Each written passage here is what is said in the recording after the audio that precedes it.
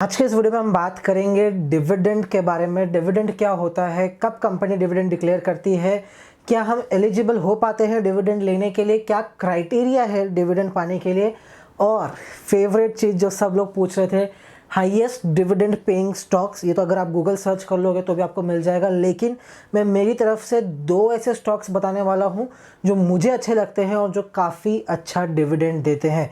जी हाँ, काफ़ी अच्छा डिविडेंड देते हैं जो मुझे अच्छे लगते हैं। मैं कोई फाइनेंशियल एडवाइज़र नहीं हूँ, लेकिन ये जो एक मेरी तरफ से जो मुझे पसंद है, जिसमें मैं इन्वेस्ट कर सकता हूँ डिविडेंड, स्पेसिफिकली डिविडेंड के लिए, वो मैं आज आपको बताऊंगा इस वीडियो के बीच में। कभी भी पता चल सकता है। वीडियो पसंद है तो वीडियो को लाइक करना है, शेयर करना है। बता दूँ ये एक टेक चैनल है, लेकिन बीच में हमने म्यूचुअल फंड्स के ऊपर वीडियो बनाए थे तो लोगों को काफ़ी पसंद आए। लोगों ने कहा कि थोड़ा और फाइनेंशियली हमें एडवाइस कीजिए, तो तब से हमने थोड़ा थोड़ा फाइनेंशियल और थोड़ा थोड़ा टेक, मतलब मोस्ट प्रोबेबली हम टेक के ही वीडियोस बनाते हैं, लेकिन कुछ फाइनेंशियल वीडियोस भी बनाएंगे अब से, ताकि आपका जो नॉलेज है वो बढ़े।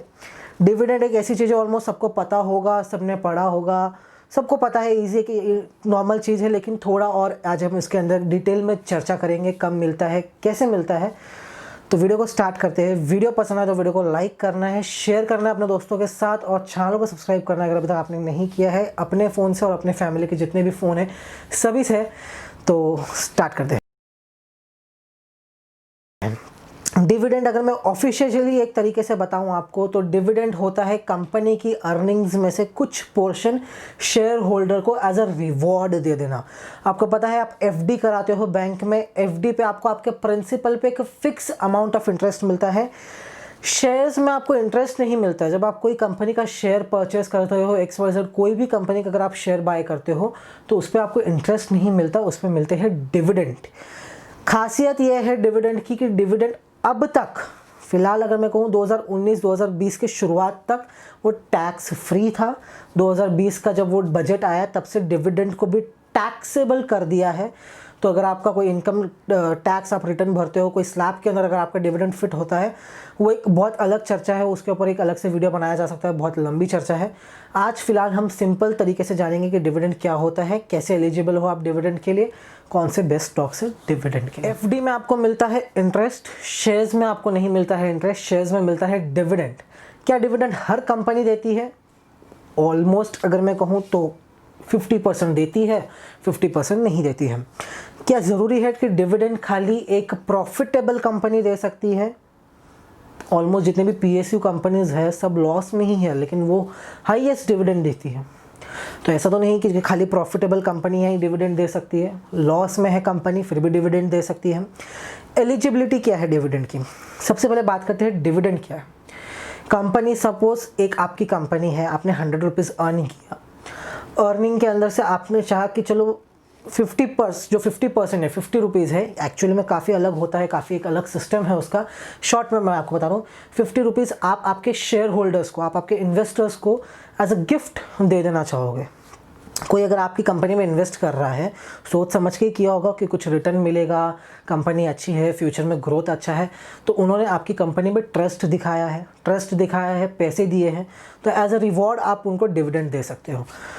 लेकिन एलिजिबिलिटी क्या है? क्या हर एक शेयर होल्डर को डिविडेंड मिलता है डिविडेंड डिक्लेयर होते ही? नहीं। डिविडेंड कुछ एक प्रोसेस है जो फॉलो की जाती है। डिविडेंड हमेशा फेस वैल्यू पे दिया जाता है शेयर के।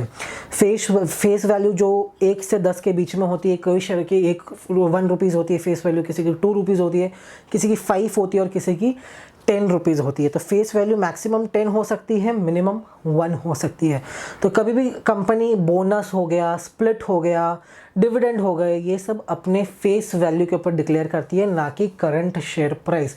XYZ कंपनी का जो शेयर प्राइस अगर वो 1000 रुपये भी चल रहा है तो डिविडेंड 1000 रुपये पर डिक्लेयर नहीं करेगी, वो अपने फेस वैल्यू पर डिविडेंड डिक्लेयर करेगी कि इतना इस कंपनी का फेस वैल्यू है, इसके ऊपर कंपनी डिविडेंड डिक्लेयर कर रही है। जब भी कंपनी डिविडेंड डिक्लेयर करती है, कई कंपनियां जिनकी फेस वैल्यू सपोज 1 है और अगर उनका शेयर का प्राइस 100 रुपया है, तो वो डिक्लेयर करेगी डिविडेंड 100% डिविडेंड। इसका मतलब आप खुश मत हो जाना कि आपको 100 रुपीज़ के ऊपर 100 रुपीज़ मिल जाएगा एज अ डिविडेंड। नहीं, 100 रुपये उनकी शेयर का value current market, secondary market में चल रहा है, लेकिन उनका फेस वैल्यू है ₹1, तो 100% डिविडेंड, यानी 1 रुपये का जो फेस वैल्यू है उसके ऊपर कंपनी 100% डिविडेंड दे रही है अपने शेयर होल्डर को। ₹1 के फेस वैल्यू पे 100% डिविडेंड यानी ₹1, ₹5 का फेस वैल्यू है शेयर का, कंपनी कहती है 100% हम डिविडेंड दे रहे हैं, मतलब 100% ऑफ अमाउंट हम डिविडेंड दे रहे हैं पर शेयर होल्डर को, तो वो उसके जो शेयर प्राइस उस पर नहीं दे रही है। सपोज उसका शेयर प्राइस ₹1000 चल रहा है, तो आप ये मत सोचो कि आपको ₹1000 के ऊपर ₹1000 से डिविडेंड मिल जाएगा, नहीं, आपको ₹5 डिविडेंड मिलेगा। फेस वैल्यू 5 थी, कंपनी ने 100% डिक्लेयर कर दिया, मतलब ₹5 मिल जाएगा। कई कंपनी 500% डिक्लेयर कर देती है, उनकी फेस वैल्यू 1 है लेकिन वो डिक्लेयर करेगी 500% डिविडेंड हम दे रहे हैं हमारे शेयर होल्डर्स को, मतलब वो ₹5 एक शेयर के ऊपर दे रहे हैं, ना कि उनके जो करंट मार्केट में प्राइस है। फॉर एग्जांपल की अगर हम बात करते हैं तो एक शेयर को ले लेता हूँ, मैं कोई स्पॉन्सर नहीं कर रहा किसी भी शेयर को या कुछ ऐसा कुछ पर्सनल है नहीं। फॉर एग्जांपल रिलायंस इंडस्ट्री की अगर हम बात करते हैं, रिलायंस इंडस्ट्री का जो फेस वैल्यू है वो है ₹10 उनका फेस वैल्यू है। शेयर की फिलहाल मार्केट में प्राइस 1700 के आसपास चल रही है। रिलायंस बोलती है कि हम डिविडेंड डिक्लेयर करेंगे, 100% डिविडेंड डिक्लेयर करेंगे। अब उन्होंने डिक्लेयर किया 100% डिविडेंड, तो आपके पास 1700 के 10 शेयर थे, तो आपको क्या 1700 रुपये डिविडेंड मिलेगा 10 बार? नहीं, आपको मिलेगा ₹10 डिविडेंड 7 बार, क्योंकि आपके पास 7 शेयर थे, पर शेयर पर डिविडेंड मिलता है, तो आपको 7 बार मिलेगा। एलिजिबिलिटी क्या है डिविडेंड की? डिक्लेयर तो कर दिया कंपनी ने। अब कंपनी ने आज दोपहर में डिक्लेयर किया कि चलो रिलायंस के जितने भी शेयर होल्डर्स हैं सबको 100% डिविडेंड दिया जाएगा फेस वैल्यू के ऊपर। तो क्या आपको डिविडेंड मिल गया? आपने तुरंत शेयर प्राइस ऊपर होने लगा क्योंकि कंपनी डिविडेंड दे रही है, तो आपने शेयर एग्जिट कर दिया और डिविडेंड आपको मिल जाएगा? नहीं, डिविडेंड एक एक्स डेट पे मिलता है। कंपनी के पास एक रिकॉर्ड होता है, एक रिकॉर्ड बुक होती है। रिकॉर्ड बुक कंपनी जब भी डिविडेंड डिक्लेयर करती है, कंपनी उसी के साथ अपना रिकॉर्ड डेट और एक्स डेट डिक्लेयर करती है। रिकॉर्ड डेट यानी उस दिन तक कंपनी के बुक्स में, बुक्स ऑफ अकाउंट जो कंपनी का बुक होता है, उसके अंदर उस दिन तक आपके पास वो शेयर होना चाहिए। फॉर एग्जांपल की अगर मैं बात करूं, रिलायंस ने आज डिक्लेयर किया डिविडेंड, आज है 27 ऑफ जून है, आज 27 या 28 जो भी जून है, आज सपोज 1 जुलाई है, आप ये समझ के चलो डेट जो भी होगा 1 जुलाई है, रिलायंस ने डिक्लेयर कर दिया डिविडेंड। आपको क्या 1 जुलाई के दिन डिविडेंड मिल जाएगा? नहीं, उसके साथ रिलायंस 2 और डेट अनाउंस करेगी, एक होगा रिकॉर्ड डेट, एक होगा एक्स डेट। आपके पास शेयर उनके रिकॉर्ड डेट तक होना चाहिए। अगर रिकॉर्ड डेट तक आपके पास शेयर है तो आपको डिविडेंड मिल जाएगा। रिकॉर्ड डेट तक अगर आपके पास शेयर नहीं है तो आपको डिविडेंड नहीं मिलेगा। क्या ऐसा है कि जिस दिन रिलायंस ने अनाउंस किया डिविडेंड, उस दिन जिनके पास शेयर है उनको रिकॉर्ड डेट तक रखना ज़रूरी है तो ही डिविडेंड मिलेगा? उस बीच में किसी और को डिविडेंड नहीं मिल सकता क्योंकि और कोई अगर शेयर बाय करेगा तो नहीं मिलेगा, अनाउंस हो गया? नहीं, अगर डिविडेंड अनाउंस हो भी गया है तो आपके पास रिकॉर्ड डेट के पहले तक टाइम है कि आप शेयर बाय कर लो। सपोज रिलायंस ने अनाउंस किया कि हम ₹10 पर शेयर के ऊपर डिविडेंड देंगे, आपके पास एक भी रिलायंस का शेयर नहीं है, आप क्या करोगे? एज सिंपल एज दैट कि रिकॉर्ड डेट या जो एक्स डेट है उसके 1 या 2 दिन पहले तक आप उनके शेयर्स बाय कर लोगे। इवेंचुअली तो 1 दिन पहले ही बाय करना होता है रिकॉर्ड डेट के, लेकिन फॉर एग्जाम्पल अगर कोई छुट्टी आ जाती है 1 दिन पहले, या सैटरडे संडे आ जाता है, या कोई नॉन वर्किंग डे आ जाता है बीच में, तो रिकॉर्ड डेट पहले की हो जाएगी। फॉर एग्जांपल 10 जुलाई रिकॉर्ड डेट है लेकिन 9 जुलाई को कुछ हॉलीडे है, बैंक हॉलीडे है, या संडे है, सैटरडे है, तो आपका जो रिकॉर्ड डेट इवेंचुअली बन जाएगा वो बन जाएगा 7 जुलाई, क्योंकि 8 जुलाई सैटरडे, 9 जुलाई संडे, 10 जुलाई रिकॉर्ड डेट है। तो रिकॉर्ड डेट के पहले आपके पास शेयर होने चाहिए थे, तो आपको इवेंचुअली फ्राइडे यानी 7 जुलाई के पहले आपको शेयर खरीदने पड़ेंगे। तो ज़रूरी नहीं है कि कंपनी ने अनाउंस कर दिया तो उसके बाद नहीं मिलेगा जो लोग खरीदेंगे, नहीं, कंपनी ने अनाउंस किया है 2 डेट, वो 2 डेट के पहले आपको खरीदना है। आप अगर खरीद के रख लेते हो अपने अकाउंट के अंदर डीमैट फॉर्म में, और अगर आपका नाम कंपनी के रिकॉर्ड्स में शो हो जाता है तो आपको आपके सेविंग अकाउंट में जो डिविडेंड है वो मिलेगा, ना कि आपको आपके डीमैट अकाउंट में जो सेविंग अकाउंट्स होते हैं उसमें आपको डिविडेंड मिलेगा। अब बात करते हैं 2 ऐसे स्टॉक्स की जो मैंने कहा था कि मैं आपको बताऊंगा। मैं कोई फाइनेंशियल एडवाइज़र नहीं हूँ, मैं खाली आपको मेरा व्यू बता रहा हूँ उन स्टॉक्स के ऊपर। आपको इन्वेस्ट करना नहीं करना आपका पैसा है, सोच समझ के करना। 2 ऐसे स्टॉक्स की बात करूँ तो एक है NALCO, national aluminium company authority of India, जो भी है उसका फुल फॉर्म बहुत बड़ा है। नाल्को नेशनल एल्यूमिनियम कंपनी है, ये इंडिया की बहुत चीप, मैं कहूँ तो सबसे चीपेस्ट अगर एल्यूमिनियम कंपनी कोई अगर है इंडिया में जो लिस्टेड है तो वो है नाल्को। नाल्को का डिविडेंड यील्ड अगर आप देखोगे तो कुछ 10% 12% वो इवेंचुअली चेंज होता रहता है। अभी फ़िलहाल जो नाल्को का प्राइस चल रहा है वो अराउंड 30 to 40 के बीच में चल रहा है, लेकिन नाल्को का एक हिस्ट्री रहा है कि वो डिविडेंड हमेशा 5 रुपया 6 रुपया पर शेयर के ऊपर देता है। तो सोचो अगर 30 या 40 रुपीज़ का शेयर का वैल्यू है और उसके ऊपर आपको हर साल 5 रुपया 6 रुपया तो डिविडेंड मिलेगा ही मिलेगा, तो और क्या चाहिए इन्वेस्टमेंट के ऊपर। अगर आपके पास सपोज फॉर एग्जांपल की अगर मैं बात करता हूँ, शेयर वैल्यू उसकी 30 रुपीज़ है, 1% अगर समझो आपको 10% तो वो शेयर बढ़ेगा। कितना? 10% अगर वो शेयर बढ़ेगा। एक दिन में 10% शेयर बहुत रेयरली बढ़ते हैं।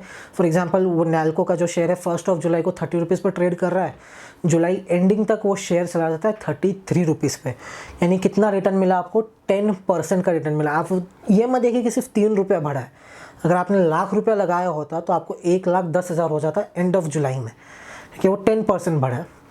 यही सोचो वो 5 रुपया डिविडेंड देती है आपको साल का ही नहीं, आपको कुछ 11-12% तो फिक्स है कि आपको आपके इन्वेस्टमेंट पे मिल ही जाएगा। तो इससे अच्छा अगर आप, फिर मैं तो बोलता हूँ इससे वर्स्ट शेयर कोई हो भी नहीं सकता। अगर आपने 30 पे ख़रीद भी लिया, अगर वो 25 रुपया भी हो जाता है, आपकी इन्वेस्टमेंट गिर भी जाती है, लेकिन आपका प्रिंसिपल सेफ़ है क्योंकि आपको डिविडेंड मिल रहा है। तो ये एक अच्छा शेयर है।